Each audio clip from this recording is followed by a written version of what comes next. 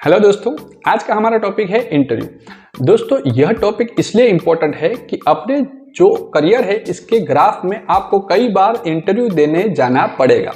और इंटरव्यू में आपने कई चीज़ों को महसूस किया होगा कि जब कभी भी आप इंटरव्यू देने गए तो कुछ ऐसे सामने से क्वेश्चंस होते हैं जिनकी आपकी प्रिपरेशन नहीं होती है और वहाँ पे कई के तो आपको आंसर आते हैं मगर फिर भी उसे कैसे प्रेजेंट करना है वो नहीं आता है आपको।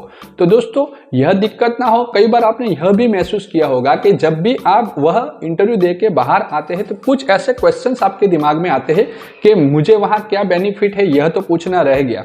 कई चीज़ें ऐसी होती है जो आप वहाँ पे वार्तालाप करके जान सकते थे या उन्हें बता सकते थे, वह भी पॉइंट छूट चुके हैं। तो इसके लिए यह सारी दिक्कतें ना आए और आप अपना जो इंटरव्यू है उसे सही से दे पाए, इसके लिए आपको करना होगा एक काम, और उसे कहते हैं इंटरव्यू प्रिपरेशन।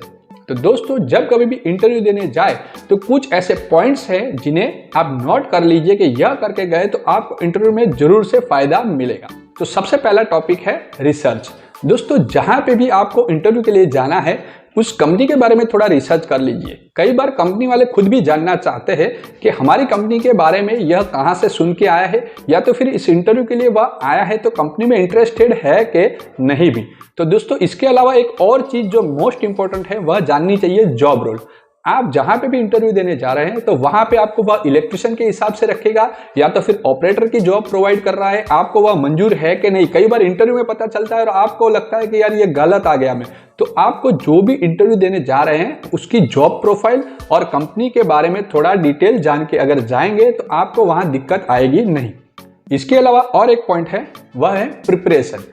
दोस्तों, कुछ कॉमन क्वेश्चंस होते हैं इलेक्ट्रिशियन की लाइफ में जिन्हें हर कंपनी में पूछा जाता है। तो वह कॉमन क्वेश्चंस की आप लिस्ट बना लीजिए और वह कॉमन क्वेश्चन को कैसे प्रेजेंट करना है उसकी एक बार आप मॉक ड्रिल या तो घर पे ही एक बार ट्रायल कर लीजिए कि इसका जवाब ऐसे आएगा, या तो फिर आप जहां पे भी कंपनी में काम कर रहे हैं आपसे सीनियर से बात कीजिए कि इसका आंसर सर कैसे आएगा या इससे अगर मैं कैसे प्रेजेंट करूंगा तो सही। कई बार पूछा जाता है कि आपकी स्ट्रेंथ क्या है और वीकनेस क्या है, ये भी क्वेश्चन सामने से पूछा जाता है। तो कई बच्चों को ये भी नहीं पता होता कि वह इलेक्ट्रिशियन जो अपनी लाइन है उसमें कौन सी चीज़ में स्ट्रेंथ या मास्टरी रखते हैं या उनकी कौन सी चीज़ में वीकनेस है। तो यह भी चीज़ आपको पता है तो अच्छा रहेगा। इसके अलावा नेक्स्ट पॉइंट है, वह है ड्रेस कोड। कई बच्चों में यह दिक्कत देखी है कि उनके जो बाल होते हैं वह बहुत लंबे होते हैं या तो फिर खराब तरीके से कॉम्ब किए होते हैं, उन्हें सही से बनाया नहीं होता है, या तो फिर शेविंग नहीं की होती है। अगर दाढ़ी भी रखी है तो उसे सही से बनाया नहीं होता है और ऐसे ही वो सही नहीं दिखते हैं।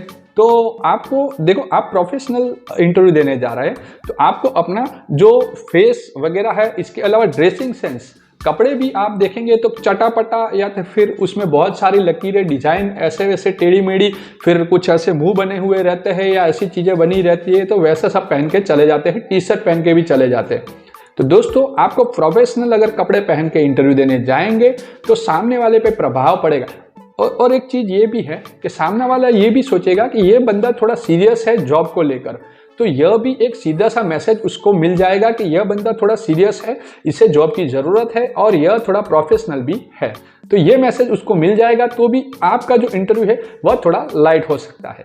इसके अलावा नेक्स्ट है पंक्चुअलिटी। जब कभी भी इंटरव्यू देने जाए तो समय से पहले पहुंच जाए या थोड़ा बहुत टाइम पे पहुंच जाएंगे तो वह अच्छा रहेगा। इसके अलावा आपका ऑनलाइन भी आजकल कल्चर है, तो ऑनलाइन इंटरव्यू है तो आप टाइम से लॉगिन कर लीजिए और इंटरव्यू टाइम पे पहुंच जाइए, जिससे आपको बहुत ही फायदा मिलेगा। और टाइम पंक्चुअलिटी आजकल जॉब में सबसे ज़्यादा देखा जाता है, टाइम पंक्चुअलिटी। तो टाइम पंक्चुअलिटी पे अगर आप सही उतर गए तो भी उन्हें अच्छा लगेगा और आपका हायरिंग का चांस बढ़ जाएगा। इसके अलावा है बॉडी लैंग्वेज। दोस्तों, बॉडी लैंग्वेज यानी कि आप जब कभी भी अपना आंसर प्रेजेंट कर रहे हैं तो कई बार मैंने देखा है ऐसे हाथ करते हैं या तो फिर डरे हुए रहते हैं, या उसको आंसर आता है तो भी वह घुमा देते हैं आंसर को। कई बार देते हैं और सामने वाला पूछता है आंसर सही लग रहा है क्या आपको, तो वो फिर और आंसर देने लगते हैं। देखो, आपको एक बात बता दूं कि जितनी आपको जॉब की ज़रूरत है उतनी ही उन्हें अच्छे वर्कर की ज़रूरत है। तो कभी भी मत डरिए, कॉन्फिडेंस से आंसर दीजिए। देखो, दो ही चीज होने वाली, या तो फिर आपको हायर करेंगे या तो फिर आपको हायर नहीं करने वाले, इससे और कोई तीसरी चीज होने वाली नहीं है। तो बिना डरे आप कॉन्फिडेंटली आंसर दीजिए, जिससे आपकी हायरिंग के चांस बढ़ जाए। नेक्स्ट टॉपिक है प्रिपेयर क्वेश्चन। दोस्तों, वह तो आपको कई क्वेश्चन पूछ भी लेंगे, मगर आपको उन्हें क्या पूछना है इसकी भी एक लिस्ट आपको बनानी चाहिए। कई लोग इसको नहीं बनाते कि ये क्या इंपॉर्टेंट है, वह नहीं जानते इसकी इंपॉर्टेंस। तो आपको बता दूं कि आपको सामने वाली कंपनी से यह भी जान लेना चाहिए कि जो आपको सैलरी मिल रही है वह आपको कितना सैलरी हाइक देंगे, 20%, 30%, वह जान लेना चाहिए। इसके अलावा कई जगह पे मैंने देखा है CTC टर्म लगाते हैं, तो आपके ऑन हैंड क्या आने वाला है वह भी आपको जानना चाहिए कि आपको ऑन हैंड कितना सैलरी मिलने वाला है। इसके अलावा एक और क्वेश्चन है जिसको आपको जान लेना चाहिए कि आपको वह ट्रांसपोर्टेशन प्रोवाइड करेंगे कि नहीं करेंगे। इसके अलावा हेल्थ बेनिफिट भी कुछ कंपनी देती है, नहीं देती, ये सारे क्वेश्चन है जिसे आपको लिस्ट आउट कर लेना चाहिए और उसी समय कंपनी के जो मैनेजमेंट है उसी से उसी टाइम पे बात कर लेनी चाहिए, जिससे कि बाद में जॉब ज्वाइनिंग के टाइम में आपको दिक्कत ना हो। और एक चीज़ है फॉलोअप।